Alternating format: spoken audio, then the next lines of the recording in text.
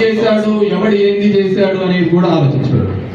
ఇవన్నిటికీ కూడా అన్నిటికంటే చూస్తే మన ధర్మంలో చూడండి, 4 రోజుల్లో వచ్చా, ఎమ్మెల్యే అయినా మంత్రి అయిపోయా.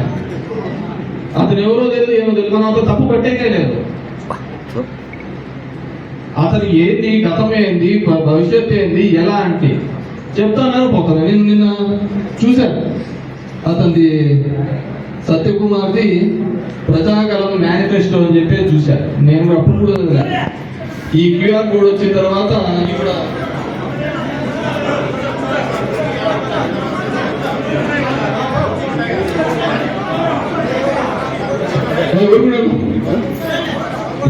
వాళ్ళు కూర్చున్నాం కరువు మీద, నేనమ్మ ఇదంతా పరమోగులు, వీళ్ళకి పర్యాపత్రం చేద్దాం అని చెప్పేసి లాస్ట్ ఏదో మాకు పిల్లనిచ్చే వాళ్ళు కూడా లేకుండా పోయింది. ఎంతమంది ఉన్నారు బాబు, మన 45+ మా గంట రోజు ఏం బ్యాచులర్స్ 45 years అంత అంటే మన దరిద్రం అట్లున్నాయి అన్నమాట.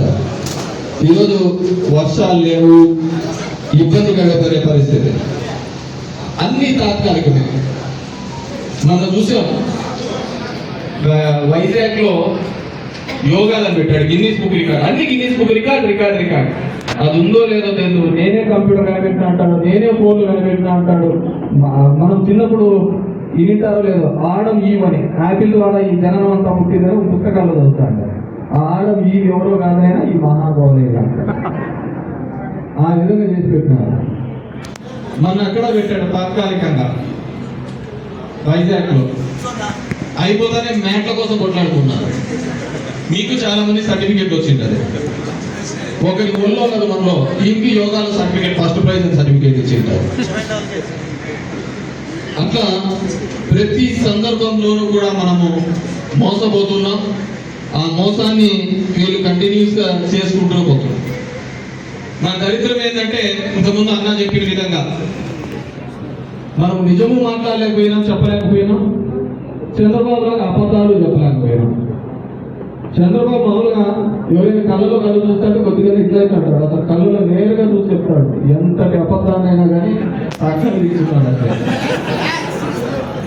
దించి మీ అందరికీ కూడా ఫోన్లు వచ్చింది, అందరూ సైలెంట్గా ఉన్నారు. ఎలక్షన్లో ఉంటుంది, నీకు 10 లక్షలు వచ్చాది అని క్యాలిక్యులేషన్. ఇంట్లో పిల్లలు 4 పిల్లలు ఉన్నారు, ఒక్కొక్కరికి 15,000 అదొక 90,000 వస్తుంది, ఇదొక 90,000 వస్తుందని చెప్పినా లేదా?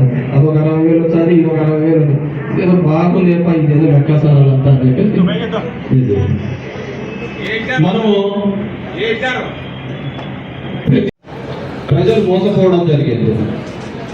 ప్రజలు ప్రతి సందర్భంలోనూ కూడా మనల్ని ఏదో విధంగా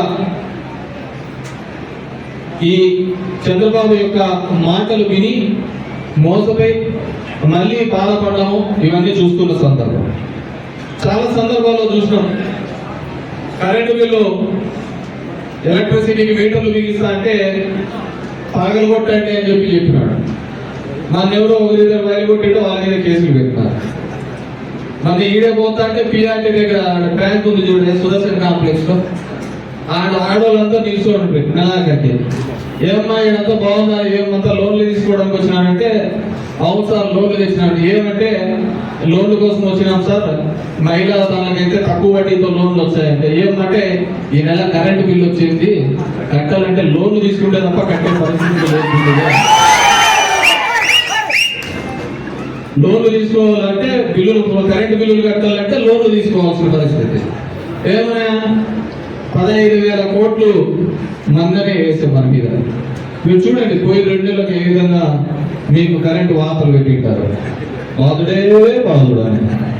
ఇప్పుడేం బాధినారు, సమ్మ కొడుతున్నాడు. ఎవడు కొడుతున్నాడు, ఎట్లా కొడుతున్నాడు తెలియకుంటున్నాడు. మామూలుగా ఈ టార్చర్లో ఉంటారు, కొంతమంది కరెంట్ ఇస్తారు, కొంతమంది గ్రోత్ ఇస్తారు. అట్లా ఇది ఒక రకమైన టార్చర్. ఇంతకుముందు అన్నాడు 20 లక్షల ఉద్యోగాలు ఇచ్చాను. ఊరూరికే మనము సచివాలయాలు పెట్టినాం, వాలంటీర్లను పెట్టి ఊరూరికి మనం ఉద్యోగాలు ఇస్తే ఈయన పాపం బెల్ట్ షాపులు పెట్టించినాడు. ఊరూరికి బెల్ట్ షాపులు పెట్టి ఉద్యోగ కల్పన దిశగా ఆ విధంగా 20 లక్షల ఉద్యోగాలకు అడుగులు వేయడం జరిగింది. పాల ప్యాకెట్లు ఎప్పుడు వస్తుందో లేదు కానీ ఈయన పోయేది బ్రాండీ షాపు, బెల్ట్ షాప్ మాత్రం 24/7. డోర్ డెలివరీ మొదట్లో మనం చూసేవాళ్ళం అపోలో మందు షాపులో ఒకటి తొట్టుపోలి సేవలు ఉంటుంది. అపోలో మందు షాపులో కొన్ని దానికే మందులు దొరుకుతాయి. కానీ బెడ్ షాపుల దగ్గర ఉన్న అడ్వాంటేజ్ ఏంటంటే మన కష్టం వచ్చినా సంతోషం వచ్చినా బాధ వచ్చినా ఇంట్లో పిల్లల పిల్లలకు చెప్పగా డ్రాగ్ షాప్ దగ్గర మొదలు బాటిల్ పెట్టుకొని చెప్తా కూర్చోండి దాని దగ్గర. అవునా కదా? అదే మొత్తం తీర్చేదానిలాగా ఇంతకుముందు జెండు తెలుసుకున్నాను వస్తాడు అన్నింటికి అదే పోతాయని దీనికి అంతా చెప్తారు. 20 లక్షల ఉద్యోగాలు. మొన్న ఏడో వీడియో చూసిన ఇట్లా మీటింగ్ చెప్తా నా వల్లే సంపద సృష్టించిన తమ్ముళ్ళు చివరికి సాయంత్రం 5 అయితే పాలు పిక్కేది కూడా ఆయన నేర్పించారు. వీడియో కూడా వచ్చింది, పాలు పిండేది కూడా అతనే నేర్పించినాడు. సీరియల్ మార్కెటింగ్ చెప్పే కొద్ది అంతే. ఇది ఎట్లుంటుందంటే మనం ఎట్లా ఎదవలమైనా మనమే చెప్పుకుంటారు. అదేదో నన్ను కూడా చెప్తే కదా దానవీర సూరకర్ణాలు చెప్తే ద్రౌపదిని పిలుచుకొని రమ్మంటే ద్రౌపది అంటే అది చూసినాము పాచాలి తన్నోడి నన్నోడినా నన్నోడి తన్నోడినా అని చెప్తారు. ఇప్పుడు మనల్ని ఓడించినాడా లేకుంటే మనం ఎవరితో ఓడిపోయినాము ఇదో పెద్ద కాంపడం కదా. అది ఈవీఎంలా జనాలా ఎవడెవడు చేసినాడు ఏమేమి రంపులు పెట్టుకొని ఇచ్చేసాడు. నేను చెప్పిన జగన్మోహన్ రెడ్డి గారికి ఒక సంవత్సరం విడిచిపెడతాను లేదా మాకు కూడా ప్రజలకు కూడా తెలియదు కదా అంటే ఈ అప్పకు జనాలు చూసి ఆగదు కదా. ఎప్పుడు జనాలు చూసి ఆడుతుంది వాళ్ళు మోసపెడతారు. వాళ్ళకి అండగా మనం నిలబడాలి అని మమ్మల్ని తిప్పి తిప్పి తిప్పి అప్పుడు కూడా అంతే. ఇంటింటికి పోయి నీకు 5 లక్షలు వచ్చింది, నీకు 3 లక్షలు వచ్చింది, నీకు 4 లక్షలు వచ్చింది చెప్పి తిరిగినాము లేదా? ఇంటికి పోయి తిరిగి చెప్పేసి వచ్చినాం. ఎందుకంటే ప్రభుత్వంకు ప్రజలకు మధ్య ఆ గ్యాప్ ఉండకూడదు, వెళ్ళాలి చేయాలి.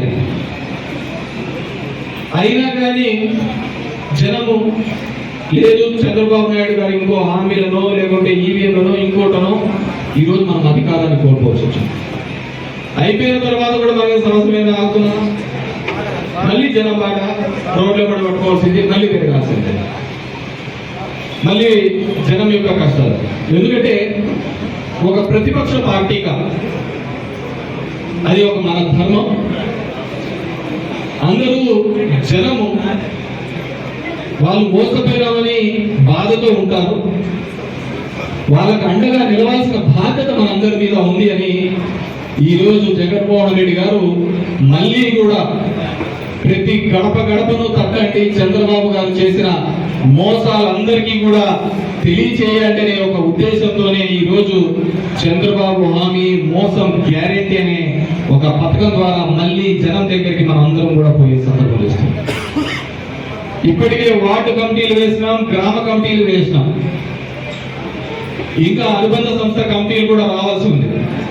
ఇంకా ఏ ఊర్లో రాలేదో వాళ్ళందరూ కూడా ఆ కమిటీలు ఎంత త్వరగా ఉంటే అంత త్వరగా ఇప్పించండి, వెళ్ళి చెప్పాలి.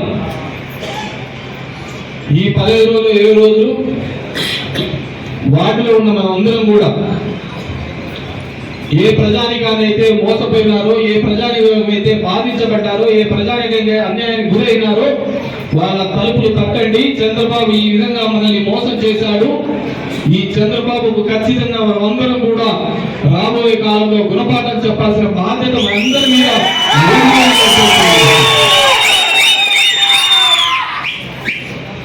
మనందరం కూడా గలమెత్తి మాట్లాడాల్సిన సందర్భం. అదేవిధంగా ఈ కూటమి పవన్ కళ్యాణ్ వీళ్ళందరి మీద కూడా మనం మాట్లాడాల్సిన అవసరం ఆవశ్యకత ఉంది.